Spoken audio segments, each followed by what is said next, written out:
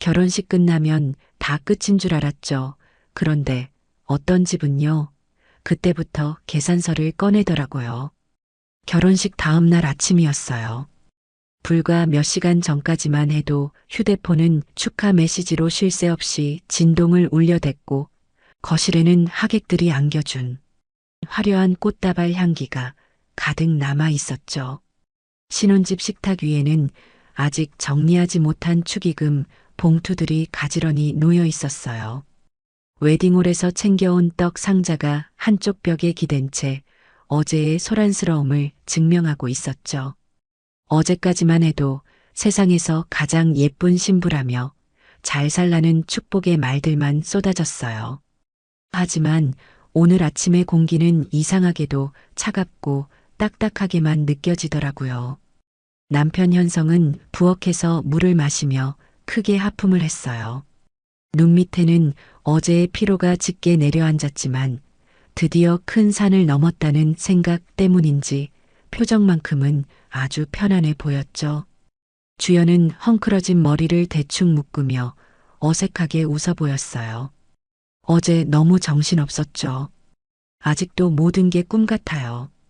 남편은 컵을 내려놓으며 대충 고개를 끄덕였어요. 그러게. 우리 엄마도 어제는 엄청 기분 좋아 보이시더라고. 현성의 말이 채 끝나기도 전이었어요. 이른 아침에 고요를 깨뜨리는 초인종 소리가 요란하게 울려 퍼졌죠. 주연은 예기치 못한 방문객에 순간적으로 몸이 뻣뻣하게 긴장되는 걸 느꼈어요. 문을 열자 시어머니 정희가 마치 자기 집인 양 아주 자연스럽게 안으로 들어왔어요. 한 손에는 미리 끓여온 미역국 냄비를, 다른 손에는 묵직한 과일 봉투를 들고 있었죠. 얼굴에는 새 며느리를 맞이한 첫날 특유의 따뜻하고 인자한 웃음이 가득 걸려 있었어요. 아이고, 벌써 일어났니? 신혼 첫날 아침은 시어머니가 끓여준 미역국을 먹어야 복이 들어오는 법이란다. 주연은 당황스러움을 누르고 반사적으로 공손하게 웃으며 시어머니를 맞이했어요. 어머님, 아침 일찍부터 오시느라 정말 고생하셨어요. 정희는 신발을 벗으며 손사래를 쳤어요. 고생은 무슨 고생이냐? 나는 이런 거 하는 게 세상에서 제일 즐겁다. 자, 식탁 좀 빨리 치워봐라. 신혼집이라도 시작부터 깔끔하게 기강을 잡아야 하는 거야. 말투는 다정했고 움직임도 부드러웠어요. 주연은 시어머니가 생각보다 살갑고 따뜻한 분일지도 모른다는 생각에 아주 잠깐 안도했죠. 그런데 정희의 시선이 식탁 위에 쌓인 축의금 봉투 더미에 머무는 순간이었죠. 그 인자하던 눈빛이 찰나의 순간에 싸늘하게 변했어요. 아주 짧은 순간이었지만 주연은 그 소름 끼치는 변화를 놓치지 않았죠. 입은 웃고 있었지만 눈은 아주 기계적이고 냉정하게 액수를 가늠하는 장사꾼의 눈이었거든요. 시어머니 정희는 가져온 미역국을 그릇에 덜어내며 아무렇지 않다는 듯 툭 말을 던졌어요. 근데 얘들아, 너희한테 들어온 축의금 정리는 다 끝냈니? 현성이 식탁 의자에 앉으며 대답했죠. 아직이요. 어제 너무 피곤해서 손도 못 댔어요. 그럼 오늘 당장 해야지. 돈이라는 건 들어온 즉시 정리해야 새나가지 않는 법이다. 주연은 그때까지만 해도 어른들은 원래 돈 관리에 철저하시니까 그럴 수 있다고 생각했어요. 그런데 정희는 숟가락을 식탁에 놓고 마치 아주 당연한 권리를 행사하듯 기막힌 말을 덧붙였어요. 그 축의금 말이다. 이번에 시누이 현지 혼수용으로 양보하려무나. 주연은 순간 자신의 귀를 의심했어요. 양보라는 단어가 시어머니의 입에서 너무나 가볍고 당연하게 튀어나왔거든요. 어머님, 지금 농담하시는 거죠? 그 웃음은 일종의 방어 기제였어요. 결혼식 다음 날 아침부터 시어머니가 던진 말을 곧이곧대로 받아 정색할 수는 없었으니까요. 하지만 정희는 웃지 않았어요. 오히려 미세하게 굳어진 표정으로 주연을 빤히 쳐다봤죠. 농담이 아니다. 정희는 미역국을 한 숟가락 여유롭게 떠먹으며 말을 이어갔어요. 이번에 현지가 결혼 준비를 본격적으로 시작하잖니. 원래 혼수라는 건 집안에서 책임지고 도와주는 게 도리인 법이야. 그런데 너희 축의금은 어차피 가만히 앉아서 들어온 돈 아니니? 어차피 생긴 공돈이니까 지금 당장 급하고 필요한데 쓰는 게 맞지 않겠어? 주연은 손끝이 싸늘하게 식는 기분을 느꼈어요. 공돈이라는 그 표현이 가슴을 후벼 팠죠. 어머님, 축의금은 저희가 신혼살림 기반으로 쓰기로 이미 계획을 다 세워두어서요. 정희는 주연의 말을 단칼에 끊어버렸어요. 아주 부드럽지만 거절을 허용하지 않는 단호한 태도였죠. 살림은 너희가 앞으로 열심히 벌어서 하나씩 채워가면 되는 거야. 너는 프리랜서라 시간도 많고 일도 잘한다면서 젊은 애가 벌써부터 욕심부리면 못 쓴다. 현지는 여동생이고 이제 막 시집가는 입장인데 체면이 서야 하지 않겠니? 시누이가 기죽어서 시댁 가면 그게 다 우리 집 망신인 거야. 주연은 순간 목이 타들어가는 것 같았어요. 물컵을 들여다 다시 내려놓았죠. 이건 조언이나 부탁이 아니라 이미 답을 정해놓고 내리꽂는 통보였어요. 시어머니는 다정한 척 웃고 있었어요. 사실상 며느리의 자산을 탐내는 노골적인 요구였죠. 옆에 있던 현성은 고개를 쳐박고 미역국만 계속해서 떠먹었어요. 주연의 눈을 단 한 번도 마주치지 않았죠. 적막한 집안에는 달그락거리는 숟가락 소리만 울려 퍼졌어요. 주연은 그 침묵이 시어머니의 독설보다 더 크게 들렸었어요. 엄마, 그건 우리가 알아서 할게라는 말 한마디면 되는데 남편은 철저하게 입을 닫고 있었죠. 주연은 조심스럽게 남편을 바라보며 물었어요. 현성 씨는 어떻게 생각해요? 현성은 눈을 몇 번 깜빡이더니 애매하게 웃으며 대답했어요. 아, 엄마 말은 우리 현지 도와주자는 좋은 뜻이지 뭐. 그 대답에 정희가 기다렸다는 듯 바로 받아쳤어요. 그래, 내 말이 바로 그 말이야. 너희는 이제 정식 부부가 됐으니까 집안일도 같이 책임지는 게 당연하지 않겠니? 주연은 속에서 헛웃음이 터져 나왔어요. 집안일이라는 단어가 언제부터 시누이의 혼수 장만까지 포함하는 말이 됐는지 기가 찼죠. 어제 결혼식장에서는 두 사람의 행복이 제일이라며 눈물을 훔치던 시어머니가 오늘 아침에는 집안일을 같이 하라며 며느리의 주머니를 노리고 있었어요. 주연은 확인이라도 하듯 다시 물었죠. 어머님, 그럼 축의금 전부를 말씀하시는 거예요? 정희는 당연하다는 듯 고개를 끄덕였어요. 전부까지는 모르겠지만 현지 혼수에 들어갈 만큼은 챙겨줘야지. 너희가 센스 있게 알아서 잘하리라 믿는다. 이런 걸 굳이 금액으로 딱딱하게 따지기 시작하면 정 떨어지는 법이야. 주연은 그 말이 참 교묘하다고 느꼈어요. 센스라는 단어로 며느리에게 책임을 전가하고 정이라는 단어로 반대할 수 없게 입을 틀어막아 버렸으니까요. 어머님, 축의금은 저희의 결혼을 축하해 주시는 분들의 소중한 마음이에요. 저희가 신혼생활을 잘 시작하라고 주신 정성이고요. 정희는 눈썹을 살짝 올리며 쏘아붙였어요. 마음이면 더더욱 뜻깊고 필요한데 써야 하는 거다. 지금 현지가 돈이 급한데 그거보다 더 중요한 일이 어디 있니? 주연이 다시 반박하려 하자 정희는 목소리를 낮추며 쐐기를 박았어요. 너는 이제 우리 집 사람이다. 그 정도는 해야 하는 거야. 그 말이 주연의 속을 완전히 뒤집어 놓았어요. 우리 집 사람이라는 말이 따뜻한 환영이 아니라 소유 선언처럼 들렸거든요. 주연은 한동안 말이 나오지 않았어요. 단순히 화가 난 게 아니라 너무나 큰 충격을 받았죠. 결혼이라는 계약이 이렇게 빨리 무례한 권리로 바뀔 줄은 몰랐거든요. 현성은 그제야 기어들어가는 목소리로 한마디 했어요. 엄마, 너무 갑자기 그러지 마세요. 시어머니 정희는 현성 쪽으로 고개를 돌렸고 눈빛은 순식간에 차가워졌어요. 갑자기 결혼했으면 바로 가족이지. 가족이면 서로 돕는 게 인지상정인데 너는 왜 이렇게 아내 눈치만 보고 있니? 현성은 다시 입을 꾹 다물었어요. 결국 또다시 비겁한 침묵이었죠.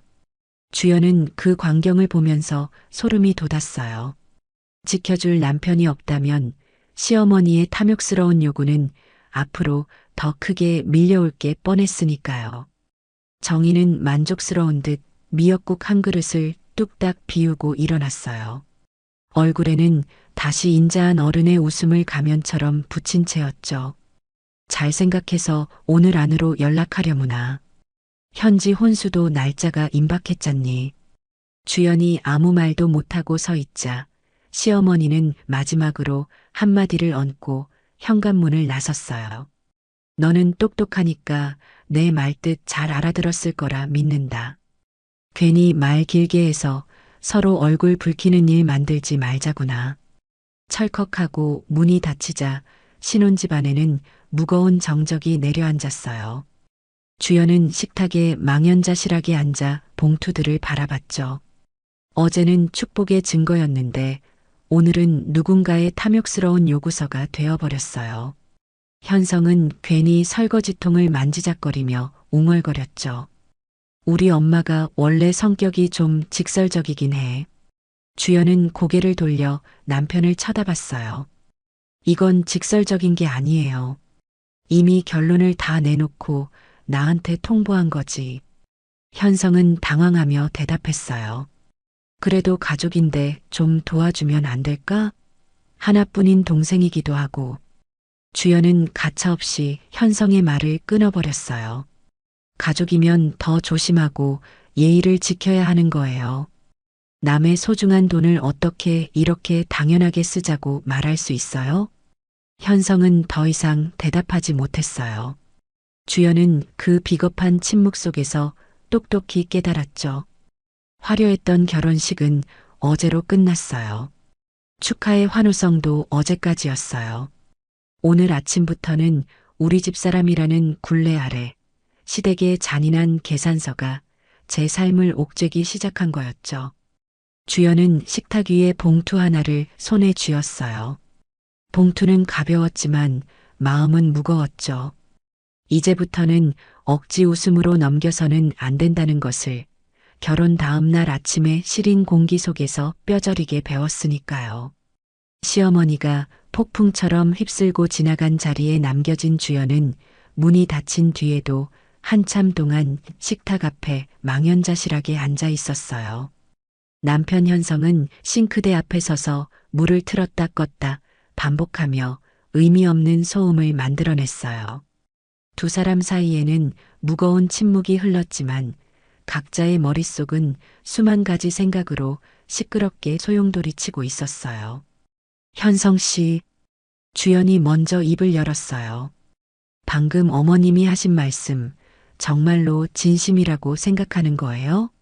우리 축의금을 내놓으라는 저 말이요.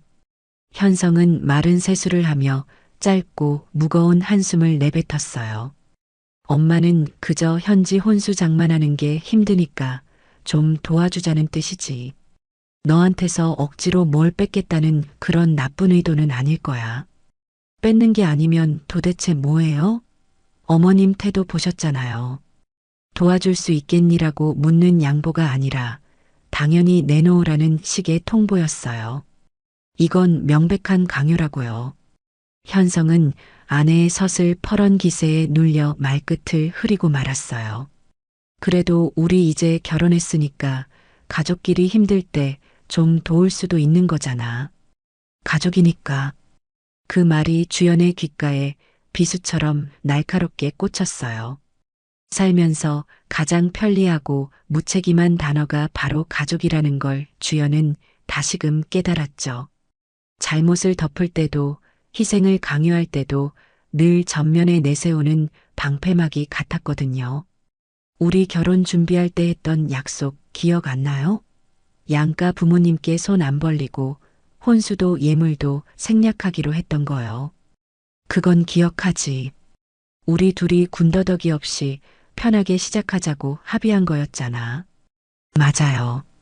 편하게 시작하자고 했죠.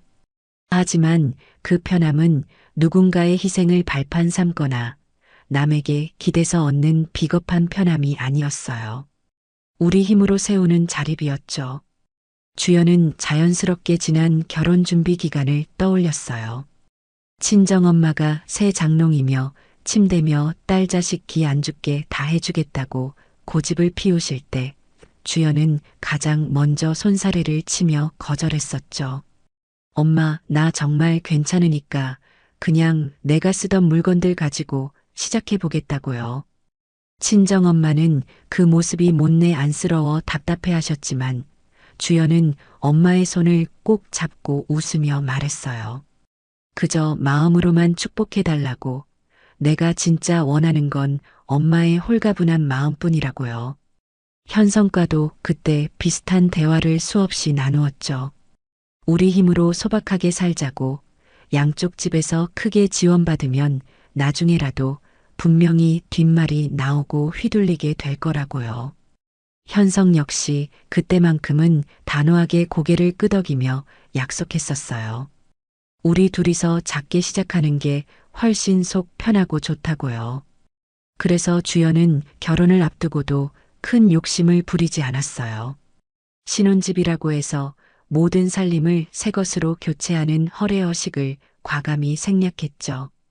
자신이 자취하며 쓰던 밥솥과 냄비, 그릇들을 그대로 챙겨왔고 현성이 쓰던 접시 몇 개와 합쳐 소박한 식탁을 꾸렸어요. 남들 눈에는 초라해 보였을지 몰라도 주연은 그게 좋았어요. 우리 삶의 기틀을 우리 손으로 직접 다진다는 뿌듯함이 있었으니까요. 결혼식 비용 또한 10원 단위까지 아끼며 줄여나갔어요. 웨딩홀 계약서를 들고 몇 번이나 옵션을 따져가며 불필요한 장식은 모두 뺐고 영상 촬영이나 스튜디오 패키지도 가장 기본적인 것으로만 계약했죠. 주연은 계산이 정확했지만 결코 인색한 사람은 아니었어요. 다만 의미 없는 허세와 낭비를 증오했을 뿐이었죠. 그런데 그런 노력에도 불구하고 가장 큰 지출을 차지한 건 결국 하객들의 식사비였어요. 혼수를 일절 안 하는 대신 시부모님 쪽 축의금만 부부가 받기로 했었거든요. 시댁의 하객은 많았지만 축의금은 적었고 시댁의 하객 밥값도 주연 부부가 내는 걸 시어머니는 당연하게 생각했어요. 청구서에 찍힌 밥값을 보며 주연이 혀를 내두를 때 현성은 그저 어쩔 수 없는 일이라며 허허 웃었죠. 그 어쩔 수 없다는 막연한 태도가 결국 신혼부부의 통장 잔고를 야금야금 파먹었고요. 주연은 하객 명부를 다시 확인하며 깊은 한숨을 쉬었지만 그래도 잘 끝나면 다 괜찮을 거라는 남편의 말을 믿고 싶었어요. 하지만 현실은 냉혹했죠. 결혼식이 끝난 바로 다음 날 아침 시어머니는 정성 어린 축하보다 축의금 봉투를 먼저 탐내며 나타났으니까요. 그 순간 주연은 깨달았어요. 본인에게 결혼은 새로운 인생의 시작이었지만 시댁에게는 그동안 뿌린 돈을 회수하는 재정 정산의 출발선이었다는 사실을요. 봉투를 하나하나 열어 축하의 메시지를 확인하고 이름과 금액을 적어 내려갔죠. 화면 위의 숫자는 단순한 돈이 아니라 주연의 새로운 시작을 응원하는 소중한 마음들이었어요. 누군가는 넉넉하지 않은 형편에도 몇 시간을 버스 타고 달려와 5만 원을 건넸고 누군가는 신혼여행 가서 맛있는 거라도 사 먹으라며 10만 원을 쥐어주었죠. 그 귀한 마음들이 염치 없는 시누이의 명품 혼수로 둔갑할 거라는 사실을 주연은 도저히 받아들일 수 없었어요. 현성도 슬그머니 주연의 옆에 앉아 봉투를 건네주며 중얼거렸어요. 이렇게 꼼꼼하게 적어둬야 나중에 우리가 돌려줄 때도 편하잖아. 원래 다들 이렇게 하는 거야. 주연은 그 말에 헛웃음이 새어나왔어요. 우리가 나중에 빚 갚으려고 결혼했나요? 돌려줄 때 편하자고 이 고생을 하며 식을 올린 거냐고요. 현성은 아내의 날선 반응에 당황한 듯 시선을 피했어요. 시댁 측에서 건네준 축의금은 800만 원이 조금 안 되는 숫자가 떴어요. 예식장 대여료와 식대를 정산하고 나면 사실상 손에 남는 건 거의 없다는 뜻이었죠. 이게 정말 전부예요? 현성 씨 쪽 친척분들이 꽤 오셨던 것 같은데. 현성은 화면을 다시 확인하더니 힘없이 고개를 끄덕였어요. 우리 쪽 친척이 다들 형편이 넉넉한 편은 아니라서 이 정도가 최선일 거라고 덧붙였죠.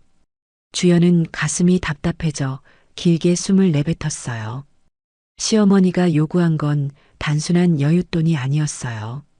우리 부부의 피 같은 시작 자금, 그 마지막 한 방울까지 쥐어짜 가겠다는 탐욕이었죠. 그때 마침 친정 엄마에게서 전화가 걸려왔어요. 수화기 너머로 들려오는 엄마의 목소리는 조용하면서도 따뜻했죠. 주연아, 어제 고생 많았지? 주연은 울컥 차오르는 눈물을 삼키며 괜찮다고 대답했어요. 하지만 엄마는 딸의 목소리만 듣고도 모든 걸 다 안다는 듯 짧게 덧붙였어요. 내가 네 통장으로 비상금 넣어놨어. 현성이한테는 굳이 말하지 말고 너희 둘 시작하는데 요긴하게 쓰렴. 너는 워낙 참는 걸 잘하는 애라 엄마 마음이 늘 쓰인다. 전화가 끊기고 주연은 휴대폰을 손에 꼭 쥔 채 한참을 멍하니 있었어요. 친정에서 보내온 비상금은 결코 화려한 액수는 아니었지만 아무런 조건 없이 오직 딸의 행복만을 바라는 진심이 담겨 있었죠. 반면 시어머니는 축의금이 채 800만 원도 되지 않는 걸 알면서도 며느리의 권리를 무참히 짓밟으며 본인의 몫부터 챙기려 들었죠. 그 얼마 안 되는 축의금에서도 본인 용돈 하겠다며 일부를 슬며시 빼고 준 거였어요. 그 극명한 대비가 주연의 가슴을 서늘이 얼어붙게 만들었어요. 현성은 눈치 없이 장모님이 무슨 말씀을 하셨냐며 물어왔어요. 주연은 대답 대신 고개를 저으며 그냥 축하한다고 하셨다고 짧게 잘라 말했죠. 현성은 장모님은 역시 마음이 넓으시다며 실없는 웃음을 지었지만 주연은 그 웃음이 더 참기 힘들었어요. 마음이 넓으면 부당한 요구를 당연하게 받아내야 하는 건가요? 현성 씨, 우리 약속했잖아요. 누구에게도 받지 않고 우리 힘으로 일어서는 결혼 만들자고. 그런데 어머님은 식장 문 닫자마자 가져갈 것부터 정해놓고 우리를 압박하고 있어요. 이게 정말 정상적인 상황이라고 생각해요? 주연은 이 싸움이 단순히 축의금 몇백만 원의 문제가 아니라는 걸 직감했죠. 가장 도운 것이 없는 사람이 가장 큰 목소리로 권력을 휘두르는 이 기형적인 구조를 지금 바로잡지 않으면 평생 시댁의 노예로 살게 될 거라는 확신이 들었거든요. 주연은 저장 버튼을 누르고 노트북을 거칠게 닫았어요. 결혼은 축복의 시작이어야 하는데 어떤 이들에겐 그저 수금의 현장일 뿐이라는 사실이 주연을 완전히 다른 사람으로 바꿔놓았어요. 이제 주연은 더 이상 착한 며느리 연기를 하며 웃으며 넘길 생각이 없었어요. 다음에 시어머니가 또다시 그 가증스러운 입술로 가족이나 센스를 운운하는 순간 주연은 자신만의 방식으로 가장 확실한 답을 돌려줄 준비를 마쳤거든요.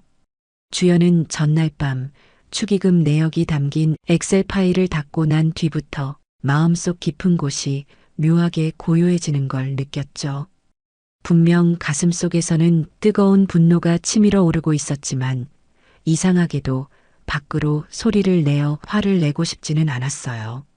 말로 설명하고 논리적으로 설득하는 방식으로는 이미 며느리의 주머니를 자기 것으로 계산해버린 이 집안의 비상식적인 사고방식을 결코 바꿀 수 없다는 걸 본능적으로 깨달았기 때문이었죠. 남편 현성은 아내의 눈치를 살피며 출근 준비를 서둘렀어요.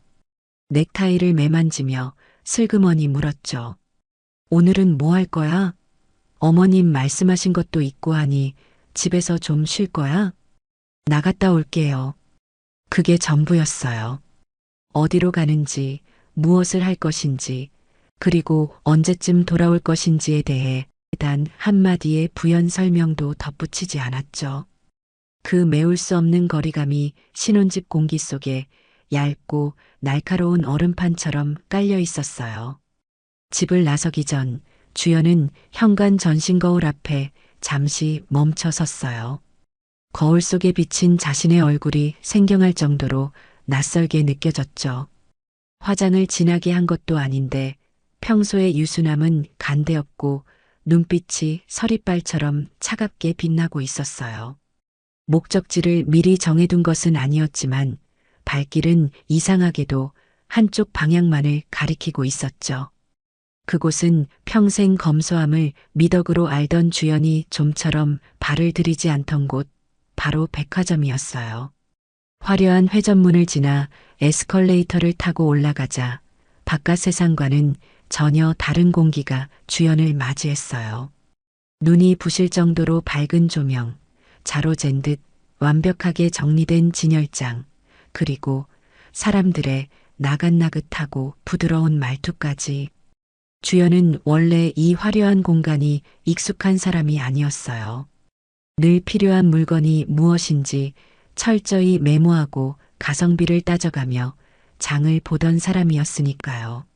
하지만 오늘만큼은 달랐어요. 필요한 것을 찾으려 애쓰지 않았고 물건을 집어들 때 가격표부터 확인하는 오랜 습관도 잠시 접어두었죠. 주연은 홀린 듯 매장 사이를 천천히 걸어 다녔어요. 고급스러운 원단의 촉감을 손끝으로 느껴보고 커다란 거울 앞에 서서 자신의 모습을 비춰보기도 하며 점원의 상냥한 칭찬을 한 귀로 흘려들었죠. 손님, 이 디자인이 정말 잘 어울리세요. 마치 맞춤옷처럼 빛이 나네요. 그 말이 특별히 듣고 싶어서 이곳에 온 건 아니었어요. 다만 주연에게는 지금 이 순간 누군가의 허락이나 눈치를 보지 않고 오로지 자신의 의지로 무언가를 선택한다는 생생한 감각이 절실하게 필요했죠. 주연은 매장 한복판에서 우아한 코트 하나를 골랐어요. 평소에 주연이라면 지금 날씨에 입기에 적당한지 혹은 브랜드의 이름값이 가성비에 맞는지 수백 번은 고민했을 테지만 그날은 달랐어요. 그냥 마음에 들었고 거울 속에 내가 만족스러웠으며 그것만으로도 결제할 이유는 충분했죠. 계산대 앞에 서자 직원이 조심스럽게 금액을 응조렸어요. 주연은 잠깐 숨을 고른 뒤 자신의 머릿속을 지배하던 축의금 통장을 떠올렸어요. 어제까지만 해도 그 돈은 시어머니의 강요에 의해 양보해야 할 돈이었죠. 하지만 주연은 망설임 없이 그 돈으로 결제를 마쳤어요. 카드를 긁는 손은 조금도 떨리지 않았고 단 1%의 망설임도 없었죠. 이건 결코 충동적인 사치가 아니었어요. 누군가가 이미 자신의 몫이라며 침을 발라둔 돈을 그 권리 주장이 시작되기 전에 주인으로서 먼저 사용한 것뿐이었으니까요. 주연은 그 뒤로도 자석에 이끌리듯 몇 군데의 매장을 더 돌았어요. 계획에 없던 쇼핑이었지만 결코 무분별한 낭비는 아니었죠. 당장 나에게 필요 없는 것은 집어들지 않았고 누군가에게 과시하기 위한 화려한 보석도 사지 않았어요. 집에 돌아온 건 붉은 노을이 거실 깊숙이 스며들 무렵이었어요. 소파에 앉아 TV를 보고 있던 현성은 주연의 손에 들린 화려한 쇼핑백들을 본 순간 표정이 딱딱하게 굳어버렸어요. 이게 다 뭐야? 지금 쇼핑하고 온 거야? 이걸 다 샀다고? 나한테 꼭 필요한 것들이라 샀어요. 지금 우리 상황이 어떤데 백화점에 가서 이 난리를 쳐? 돈이 하늘에서 떨어지는 줄 알아? 그래서요? 내가 내 돈 쓰겠다는데 그게 왜 난리가 날 일이죠? 어제 우리 엄마랑 무슨 얘기했는지 벌써 잊었어? 현지 혼수 문제로 돈이 지금 얼마나 중요한 시기인데 당신 정말 제정신이야? 중요하죠. 아주 잘 알아요. 그래서 내가 그 돈 쓴 거예요. 어머님이 가져가기 전에 내 몫을 먼저 챙긴 것뿐이라고요. 현성은 도무지 이해할 수 없다는 얼굴로 머리를 감싸쥐었어요. 이건 그냥 앞뒤 없는 소비일 뿐이잖아. 이 돈이 있으면 우리가 얼마나 더 여유롭게 시작할 수 있는데. 아니에요. 이건 소비가 아니라 선택이에요. 내 인생을 당신 어머니 뜻대로 휘두르게 두지 않겠다는 아주 명확한 선택. 어머님은 그 축의금을 현지 혼수로 쓰자고 통보하셨죠. 나는 그 돈이 공중으로 분해되기 전에 내가 정당하게 사용할 권리를 행사한 거예요. 그게 어머님과 나의 차이고 당신과 나의 차이예요. 당신, 정말 이게 최선이라고 생각해? 왜 이렇게까지 극단적으로 가는 거야? 이미 극단으로 치달은 건 우리가 아니라 어머님이에요. 결혼식 다음 날 아침부터 며느리 지갑 털 생각을 하신 그 순간에요. 현성은 답답하다는 듯 머리칼을 거칠게 극적였어요. 그래도 상의는 했어야지. 우리 부부잖아. 상의요? 어머님이 어제 우리한테 상의라는 걸 하셨나요? 그냥 일방적으로 뱉고 나가셨죠. 당신도 그때 입 꾹 닫고 방관했고요. 그런데 이제 와서 나한테만 상의를 운운하는 건 너무 비겁하지 않아요? 주연은 쇼핑백들을 챙겨 들고 안방으로 들어갔어요. 새로 산 코트를 옷장에 정성스럽게 걸며 주연은 생각했죠. 이것은 결코 누군가를 화나게 하거나 복수하기 위한 유치한 행동이 아니었어요. 그날 이후 주연의 태도는 180도 달라졌어요. 더 이상 시댁의 비위를 맞추기 위해 억지 웃음을 짓지 않았고 자신의 선택에 대해 구질구질한 설명을 덧붙이지도 않았어요. 현성은 아내의 그 낯선 변화를 몹시 불편해하며 눈치를 살폈죠. 주연이 백화점에서 돌아와 선전포고와 같은 쇼핑을 마친 뒤로 신혼집 안의 공기는 이전과는 확연히 다르게 흘러갔어요. 대놓고 소리 높여 싸우지는 않지만 그렇다고 예전처럼 서로를 보며 환하게 웃지도 않는 기묘한 상태가 유지된 것이죠. 하지만 이런 미세한 균열과 틈을 시어머니 정희는 맹수처럼 금방 알아챘어요. 정희가 다시 움직이기 시작한 건 다름 아닌 반찬을 통해서였어요. 전화도 없이 아무런 예고도 없이 신혼집 문 앞에는 묵직한 비닐봉투가 놓이기 시작했죠. 그 안에는 빨갛게 잘 익은 김치부터 고소한 나물, 정성이 가득 들어간 소고기 조림까지 다양한 반찬통이 들어 있었어요. 그리고 어김없이 다정한 척 위장한 문자 한 줄이 뒤따라왔죠. 며느리 살림하며 직장 생활까지 하느라 힘들까봐 이 시어미가 조금 준비해 봤다는 내용이었어요. 힘들까봐 걱정한다는 그 말이 사실 아주 나쁘게 들리지는 않았죠.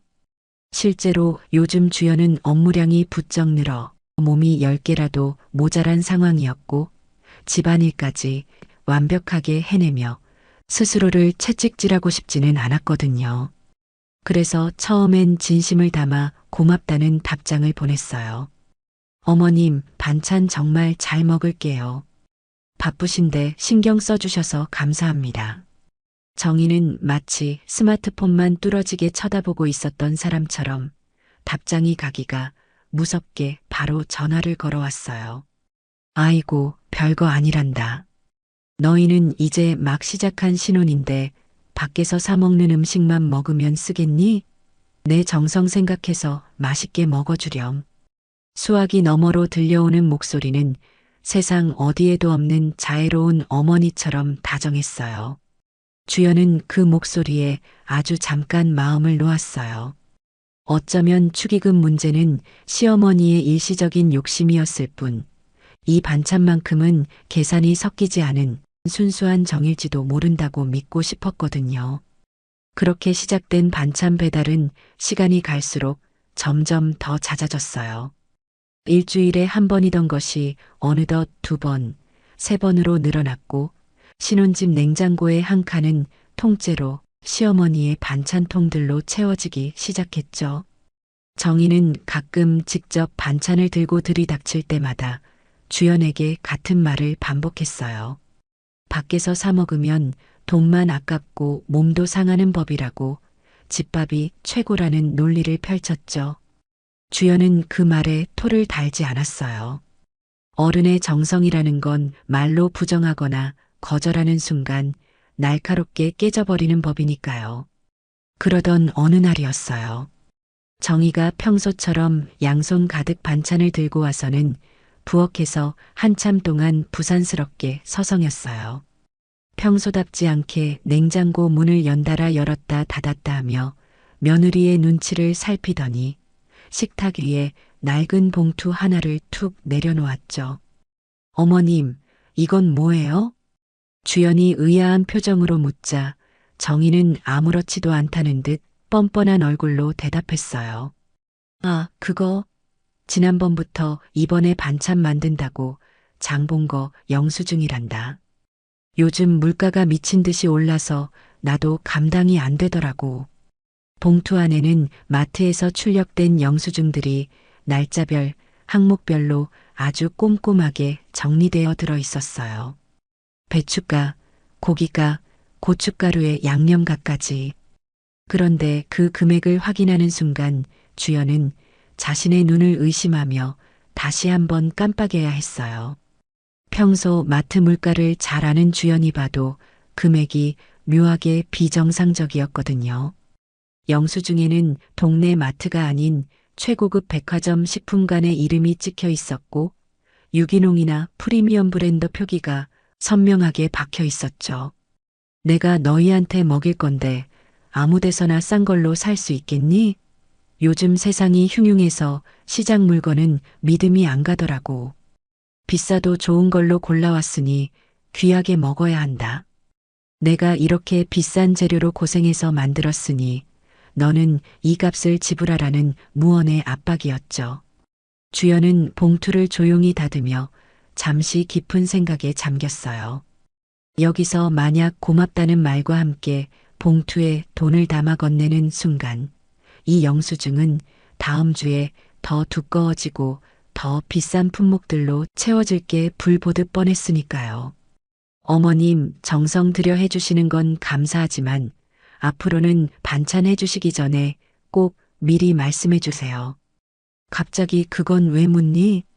그냥 맛있게 먹으면 될 것을.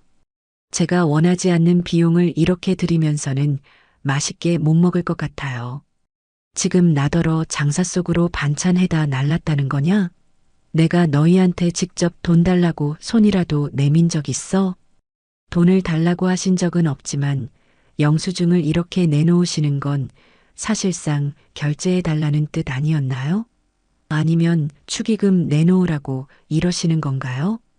정희는 기가 막힌다는 듯 코웃음을 크게 쳤어요. 참, 요즘 애들은 무섭다더니 실감나네. 시어머니가 자식들 먹이려고 애쓴 정을 어떻게 이렇게 돈으로 환산해서 따질 수가 있니? 너는 머릿속에 계산기만 들었어?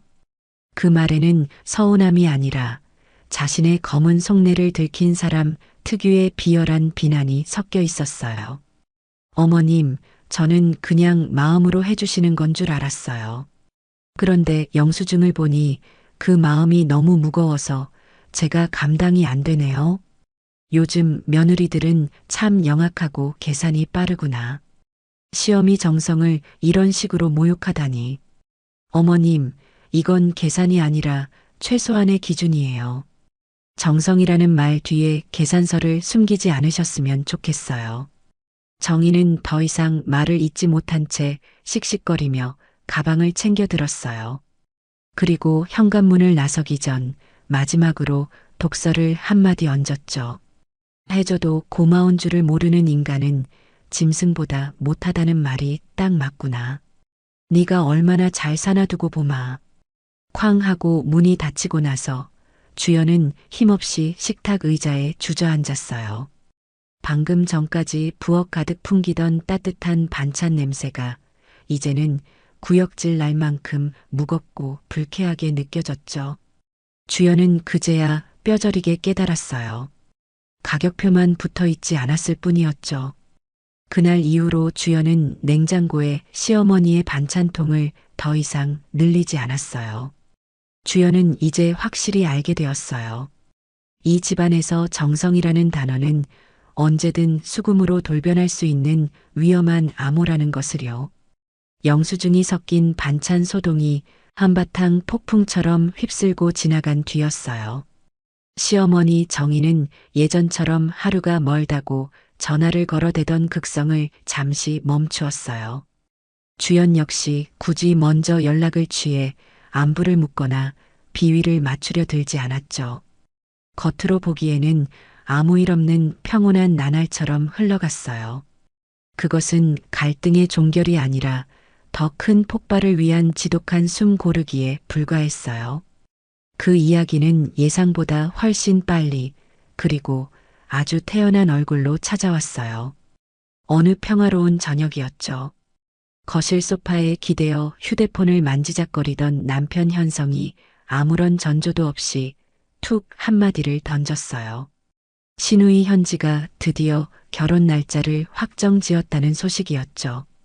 주연은 덤덤하게 고개를 끄덕이며 축하할 일이라고 짧게 대꾸했어요. 일단은 가족의 경사로 받아들이려 애쓰며 감정을 추스렀죠. 하지만 그 소식이 전해진 지 며칠 지나지 않아 정의로부터 소집 명령과도 같은 저녁 식사 자리가 잡혔어요.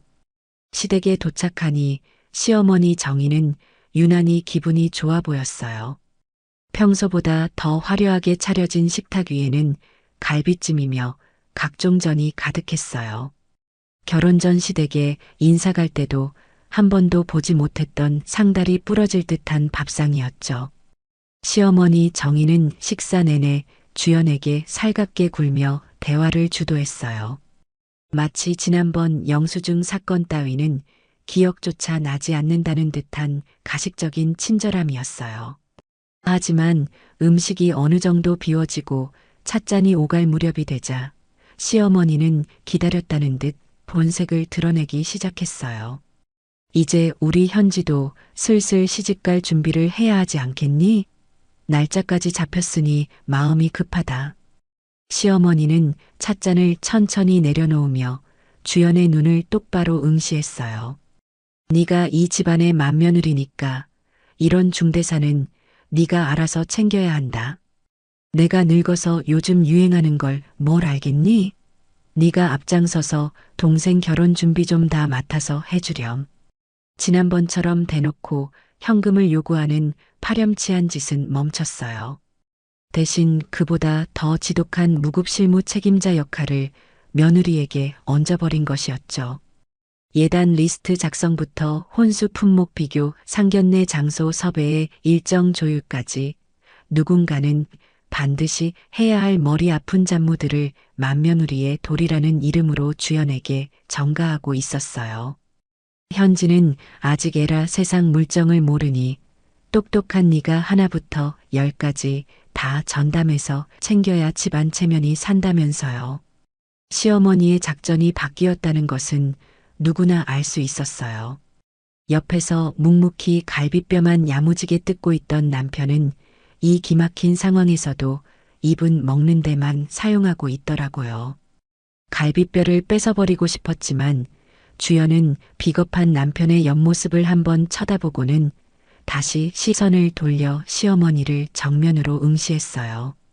어머님, 그런 중요한 결정들은 현지와 그쪽 예비 신랑이 머리를 맞대고 상의해서 직접 결정해야 할 일 아닌가요? 저희도 저희끼리 알아서 했는걸요. 아가씨가 어린애도 아니고요. 가족끼리 큰일을 치르는데 뭘 그렇게 니일내일 따박따박 나누니? 섭섭하겠으리. 맏며느리라는 자리가 그냥 밥만 먹으라고 있는 자리인 줄 아니?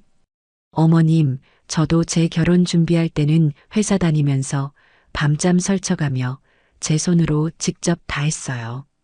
그래서 더 말씀드리는 거예요. 본인들이 직접 발품 팔고 준비해야 나중에 후회가 없거든요. 제가 대신해주면 현지도 나중에 제 탓을 할 수도 있고요. 그건 네 결혼이었으니까 네가 한 거고 지금은 우리 집안 행사잖니. 집안일에 며느리가 발 벗고 나서는 게 당연한 거지. 너는 어째 애가 그렇게 정머리가 없어? 우리 집 일. 그 단어가 주연의 귓가를 날카로운 송곳처럼 파고들었어요. 어머님, 제가 형편껏 도와줄 수 있는 범위는 분명히 있겠지만 결혼 준비 전체를 제가 떠맡아 관리하는 건 불가능합니다. 저도 제 직장 생활이 있고 제 신혼 살림을 돌봐야 할 시간이 필요한 사람이에요. 시어머니는 주연을 매섭게 노려보며 가래 끓는 목소리로 쏘아붙였어요. 도와달라는 말 한마디에 이렇게 가시돋친 소리를 해대니 이 집구석에는 정이라곤 눈을 씻고 찾아볼 수가 없구나. 내가 너를 맏며느리라고 믿고 의지하려 했던 게 내 큰 실수였다. 요즘 애들은 어쩌면 이렇게 이기적이고 독하니? 시어머니의 말은 표면적으로는 서운함의 토로였어요. 주연은 고개를 끄덕이며 담담하게 대답했죠. 그래서 더 솔직하게 말씀드리는 거라고요. 할 수 없는 일을 할 수 있다고 거짓말하며 대충 넘기는 게 오히려 가족으로서 더 무책임한 일 아니냐면서요. 시어머니 정희는 주연의 태도를 도저히 납득할 수 없었어요. 아니, 정확히는 이해하고 싶지 않았겠죠. 결혼 준비를 부탁하는 척 끌어들여 놓고는 살며시 혼수를 보태게 할 심산을 들켜버렸으니 길길이 날뛸 수밖에요. 남편은 분위기가 험악해지자 그제야 눈치를 보며 마지못해 입을 열었어요. 엄마, 주연이도 회사 일이 바빠서 요즘 코피까지 쏟는데 너무 그러지 마시라고요. 그래서 뭐 어쨌다는 거냐며 요즘 세상에 일 안 하는 며느리가 어디 있냐고 다들 그렇게 살면서 시댁일 챙기는 게 맏며느리의 도리이자 숙명이라고 악을 썼어요. 주연은 그 광경을 지켜보며 확신했어요. 시어머니에게 며느리란 사랑하는 가족이 아니었어요. 언제든 무상으로 부려 먹을 수 있는 편리한 노동력에 불과하다는 사실을요. 주연은 더 이상 이 가식적인 식탁에 앉아 있을 이유를 찾지 못했어요. 집으로 돌아오는 길, 차 안의 공기는 무겁다 못해 질식할 것 같았어요. 현성은 답답하다는 듯 운전대를 신경질적으로 치며 한숨을 내쉬었어요. 주연아, 그냥 시키면 하는 신용이라도 하면서 좀 도와주면 안 되겠어? 엄마 성격 알잖아. 저렇게 화나시면 한동안 우리 얼마나 들볶겠어. 좋은 게 좋은 거라고 좀 맞춰주지 그래. 현성 씨, 도움이라는 건 상대가 간절히 요청할 때 내 진심이 움직여서 베푸는 게 도움이에요. 그런데 어머님은 지금 저를 당연히 부려야 할 아랫사람으로 여기고 의무를 강요하고 계시잖아요. 당연해지는 순간 그건 배려가 아니라 착취일 뿐이에요. 내가 오늘 여기서 예스라고 대답하면 다음엔 시누이 애 낳는 것까지 내 수발로 들어올걸요? 당신 원래 주변 사람 잘 챙기고 배려심 많은 사람이었잖아. 아직 일어나지도 않은 일들까지 계산하면서 엄마랑 그렇게 대치를 해야겠어? 다른 사람들한테는 배려도 잘만 하더니 우리 가족 일에는 왜 이러는 거야? 남이편님, 그럼 본인 가족 일이니까 본인이 시간 내서 하나뿐인 여동생 결혼 수발 좀 들어주시던지요. 당신 진짜 말 그런 식으로 밖에 못해? 부부의 싸움엔 항상 시댁이 있었어요. 주연은 마음속으로 완벽하게 관계의 지도를 새로 그렸어요. 이 집안이 원하는 것은 진정한 가족의 따뜻한 유대가 아니었어요. 가족이라는 성역의 이름 아래 당연하게 자신의 삶을 저당 잡히지 않기로 마음 먹었어요. 시어머니가 어떤 낙인을 찍든 남편이 얼마나 비겁하게 굴든 주연은 자신의 존엄을 지키기 위해 기꺼이 그들이 말하는 나쁜 며느리가 되기로 결심했어요. 행복할 줄만 알았던 신혼생활은 이렇게 지옥 속으로 빠져들어가고 있었죠.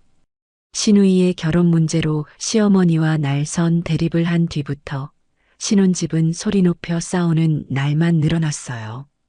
예전처럼 거실에 앉아 시시콜콜한 농담을 나누거나 함께 웃으며 TV를 보는 풍경은 사라진 지 오래였죠. 쩌렁쩌렁 소리를 지르며 격렬하게 싸우는 날이 지나가면 대신 그보다 더 지독하고 차가운 침묵의 전쟁이 시작된 것이죠. 부부는 서로 설거지를 하다가 그릇 부딪히는 소리를 일부러 크게 내거나 대화 도중 들으라는 듯 깊은 한숨을 내뱉는 일들이 일상이 되었어요. 주연이 무슨 말을 걸어도 남편은 못 들은 척 TV 볼륨을 키웠어요. 그런 사소하지만 치명적인 무시들이 하루에도 수십 번씩 반복되었어요. 두 사람 사이에 보이지 않는 벽은 점점 더 두껍고 높게 쌓여만 갔어요. 어느 날 저녁이었어요. 주연은 식탁 앞에 마주 앉은 남편을 보며 더 이상 이 비겁한 소강 상태를 넘기지 않기로 결심했어요. 뜨거운 국을 뜨다 말고 숟가락을 내려놓은 주연의 목소리는 낮고 단호했죠. 여보, 우리 이제 더 늦기 전에 명확한 기준을 정해야 하지 않아요? 남편은 입안에 든 밥을 씹지도 못한 채 동작을 멈췄어요. 기준이라니? 갑자기 또 무슨 기준을 말하는 거야? 시댁에서 우리한테 무언가를 요구할 때 어디까지가 우리가 할 수 있는 몫인지 정하자는 거예요. 누가 그 일을 전담할 건지, 어느 선에서 거절할 건지 미리 합의가 되어 있어야 이런 소모적인 싸움이 끝날 거 아니에요. 남편 현성은 고개를 끄덕이는 척하며 슬쩍 시선을 피했어요. 그건 상황에 따라 다른 거지. 사람 생각이 어떻게 자로 잰 듯이 똑같을 수 있겠어. 각자 처한 입장이 다른 건데. 주연은 그 각자라는 단어가 세상에서 가장 무책임하게 들렸어요. 생각이 다른 게 문제가 아니에요. 현성 씨는 지금 결정을 안 하고 있는 거라고요. 문제가 생길 때마다 나를 방패막이 삼아서 뒤로 숨고만 있잖아요. 왜 자꾸 나를 그렇게 악당으로 몰아붙여? 엄마도 나름대로 집안 잘해보려고 현지 축복해주고 싶어서 그러시는 거잖아. 당신은 왜 그렇게 매사에 비판적이고 날이 서 있어? 내가 언제 현성 씨더러 어머님하고 싸우라고 했나요? 내 편을 들라는 게 아니에요. 상식 밖의 요구가 우리 울타리를 넘어오지 못하게 중간에서 막아달라는 거예요. 당신은 이 집의 가장이고 내 남편이잖아요. 나는 누구 편도 안 들어. 우리 엄마도 소중하고 당신도 소중해. 그래서 난 중간에서 공정하게 있으려는 것뿐이야. 누구의 편도 들지 않는다는 말은 결국 부당한 압력이 며느리인 주연에게 고스란히 전달되도록 방치하겠다는 선언과 다름없었어요. 현성 씨는 편을 안 드는 게 아니라 아무것도 안 막고 있는 거예요. 물이 넘치는데 댐을 안 막으면 그 피해는 누가 다 입겠어요? 결국 가장 낮은 곳에 있는 내가 다 뒤집어 쓰고 있잖아요. 그날 이후 부부싸움은 이전보다 훨씬 더 빈번해졌어요. 이유는 늘 똑같았죠. 주연은 부부라는 공동체의 우리를 강조하며 함께 맞서길 원했고, 현성은 개인의 영역과 효도의 의무를 앞세우며 각자 도생하길 원했어요. 부부라면 당연히 같은 방향을 보고 걸어야 한다고 믿었던 주연의 신념은 왜 꼭 그래야 하느냐며 반문하는 현성의 이기심 앞에 무참히 부서졌죠. 현성은 스스로가 아주 합리적이고 효심 깊은 아들이자 평화주의자인 남편이라고 착각하고 있었어요. 누구에게도 상처 주지 않는 중간지대에 서 있다고 자부했죠. 하지만 주연이 보기에는 그 자리는 언제나 시댁 쪽으로 가파르게 기울어진 경사면이었어요. 시어머니의 전화가 오면 주연이 스트레스를 받으며 받아내야 했어요. 무리한 시댁 일정이 잡히면 주연이 자신의 스케줄을 꼬아가며 정리해야 했어요. 현성은 그럴 때마다 당신이 워낙 야무지고 잘하니까라는 말로 주연을 치켜 세웠죠. 하지만 그건 칭찬이 아니었어요. 자신의 책임을 아내에게 떠넘기기 위한 가장 비겁하고 교활한 수단이었을 뿐이죠. 주연은 그 속내를 빤히 알면서도 이를 키우고 싶지 않다는 마음 하나로 그동안 꾸역꾸역 버텨왔어요. 하지만 참으면 참을수록 마음은 시커멓게 타들어갔어요. 남편에 대한 신뢰는 모래성처럼 허물어지고 있었죠. 어느 깊은 밤, 두 사람은 좁은 소파에 나란히 앉아 있었지만 그 사이에는 서울에서 부산만큼이나 먼 거리감이 존재했어요. TV에서는 시끄러운 예능 프로그램 소리가 흘러나왔지만 두 사람 사이에는 단 한마디의 대화도 오가지 않았죠. 주연은 손을 뻗으면 닿을 거리에 남편이 있음에도 불구하고 마치 광활한 우주 한복판에 혼자 버려진 것 같은 지독한 고립감을 느꼈어요. 주연은 TV 화면에서 시선을 떼지 않은 채 아주 낮고 갈라진 목소리로 물었어요. 현성 씨는 내가 왜 이렇게까지 괴로워하는지 정말 단 한 번이라도 진지하게 생각해 본 적 있어요? 현성은 리모컨을 만지작거리며 잠시 망설이다가 귀찮다는 듯 툭 대답을 던졌어요. 당신이 너무 예민해서 그래. 성격이 워낙 꼼꼼하니까 그냥 넘길 수 있는 일도 하나하나 다 의미 부여하고 상처받는 거지. 좀 둔해져 봐. 그럼 편해. 예민해서 그렇다고요? 둔해지면 편해진다고요? 내가 예민한 게 아니에요. 이 집에서 철저하게 나 혼자라서 그런 거예요.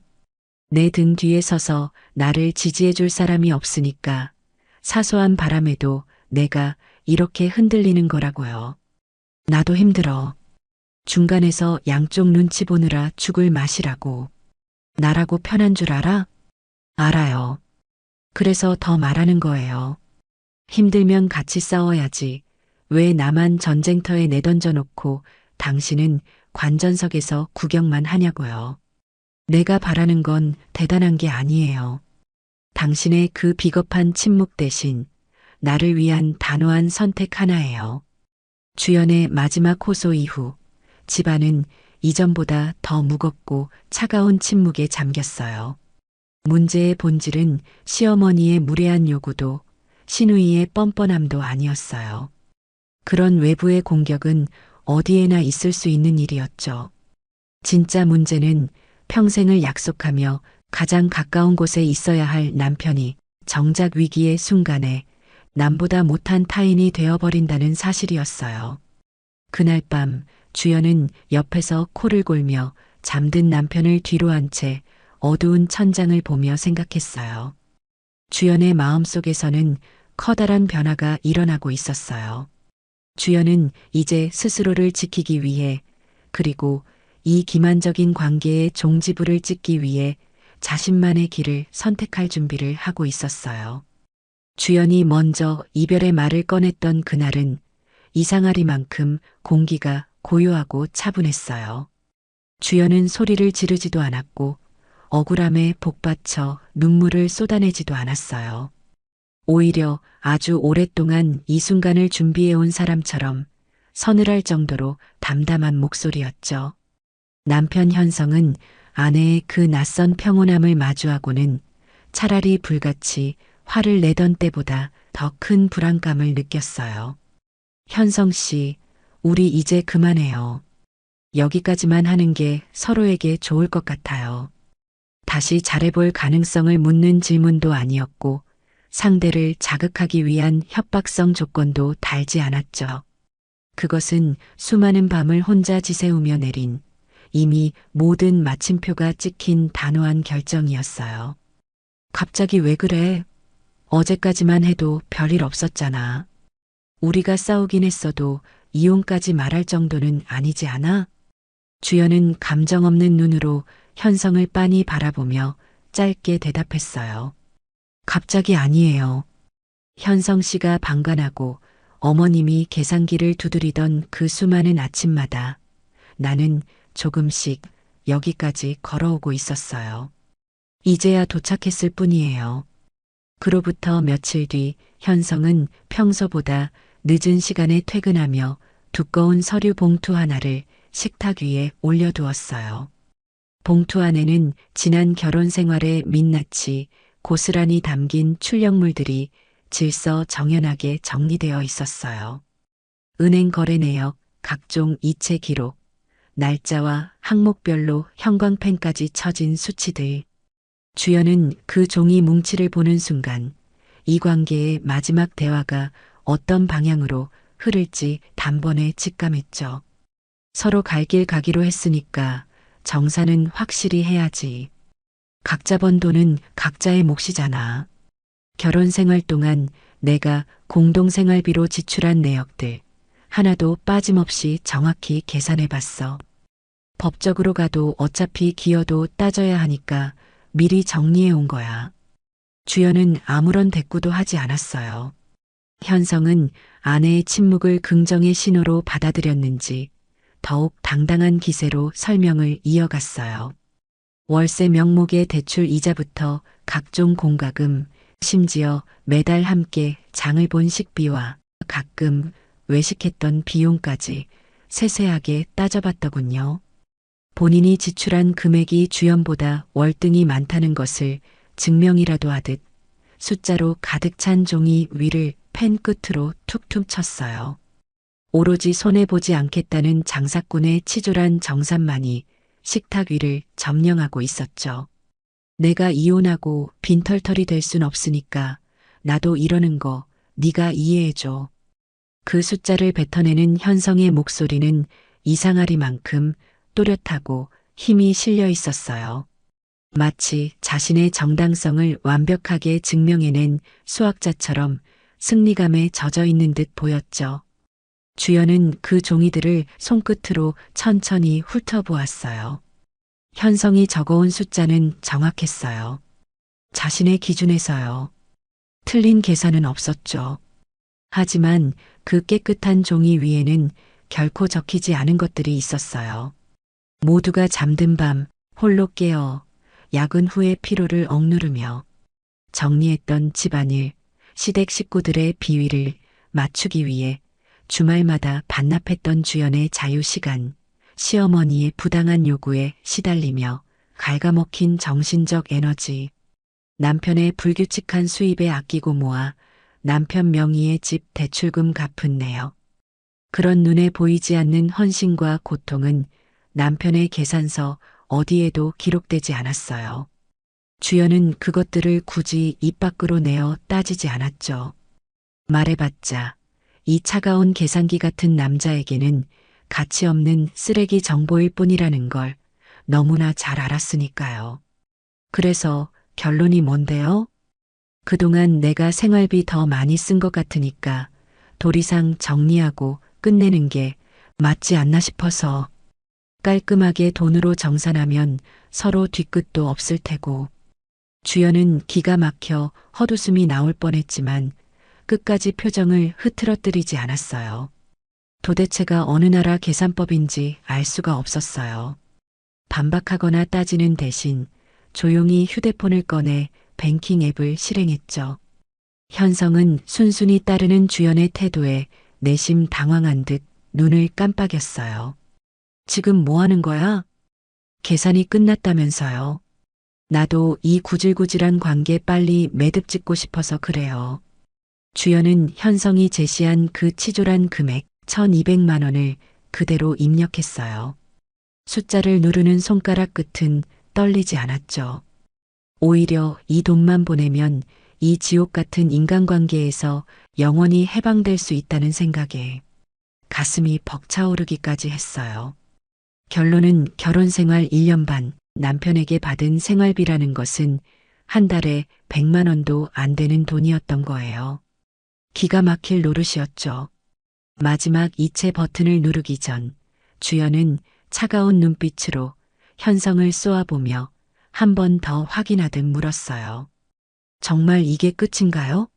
나중에 가서 딴소리 안 할 자신 있어요? 현성은 잠시 주춤하며 눈동자를 굴리더니 이내 욕심이 이성을 이긴 듯 고개를 세게 끄덕였어요. 응, 이걸로 다 된 거야.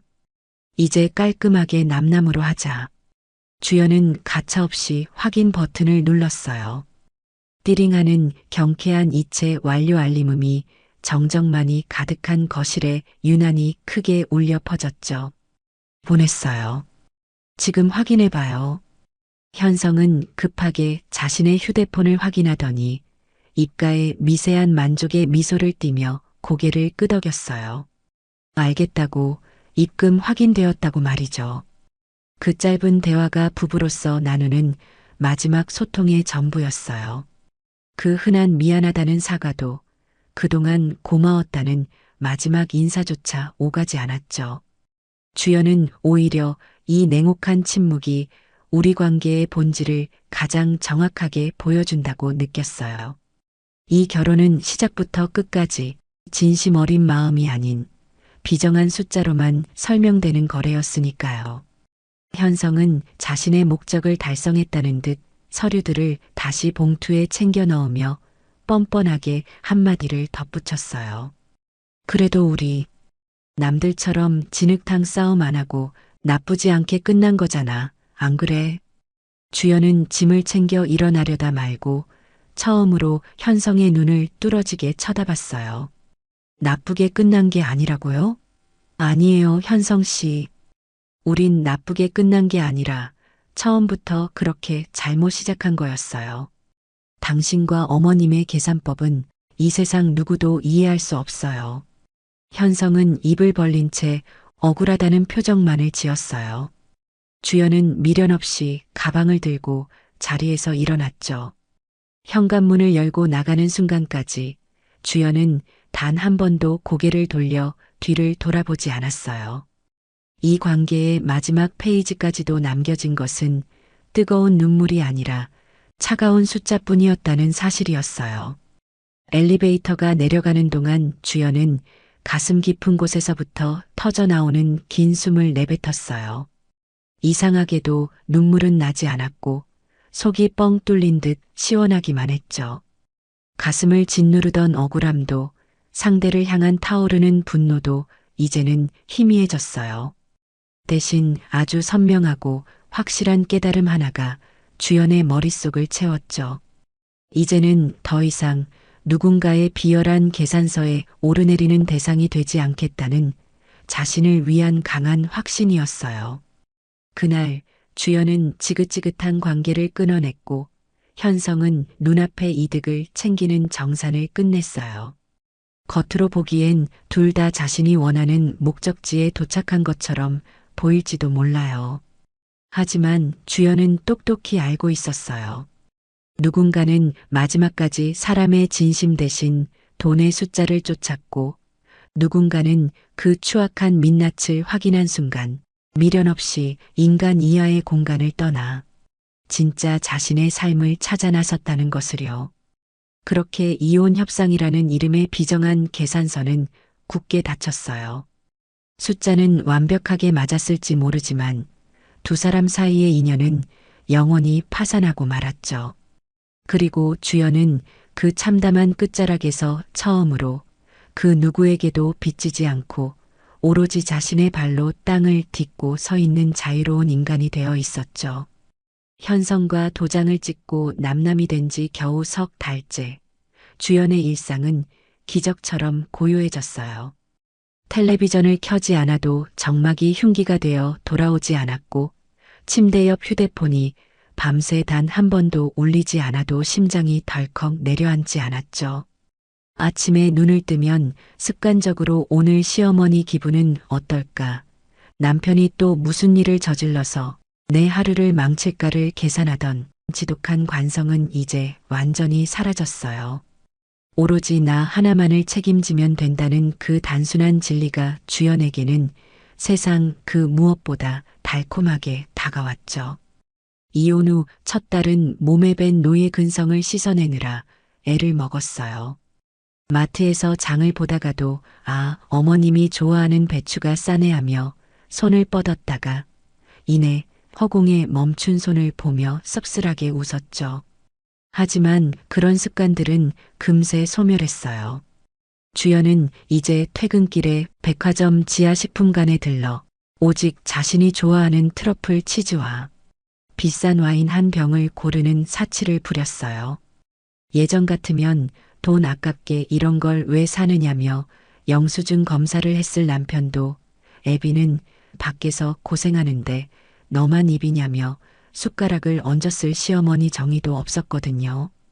그러던 어느 주말 오후 주연은 예전 신혼집 근처에서 반찬 가게를 운영하던 단골 사장님으로부터 기막힌 소식을 듣게 되었어요.